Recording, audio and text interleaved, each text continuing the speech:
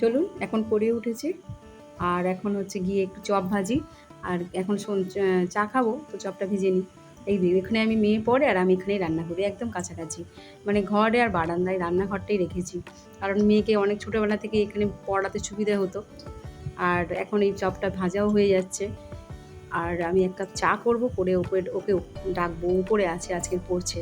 এখানে পড়ছে না, কেন ছেলেরা মানে পড়ছিল, আওয়াজ হচ্ছিল, আর ওই পড়াটা তো একটু বেশি হয়ে গেছে। আর এই চাটা করছি। আর এখন এই চপ করা সব অল্প করেই করেছি, ভাজা হয়ে গিয়েছে। আর ১ কাপ চা, আমি একলা খাবো তো, ও তো খায় না। তো এবারে নিয়েছি আর এখন ওপরে ডাকবো ওকে।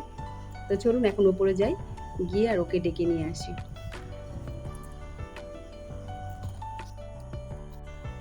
চলুন এখন মেয়েকে ডেকে নিই। আর ও এখন পড়ছে। চল বাবু, খাবি চল। হয়ে গিয়েছে তো পড়া?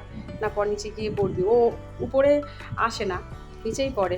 তা এখন আমার স্টুডেন্টদেরও পরীক্ষা আর ওরও পরীক্ষা কিছুদিন পরে। তাই আমি বলছি তুই উপরে চলে যা। উপরে আসতে একা একা ভয় পায়। তা চল এখন নিচে গিয়ে আর চাটা, একটু চা তো খাবি না, একটু চপ টপ খাবি। আর চলুন আমিও গিয়ে খাই।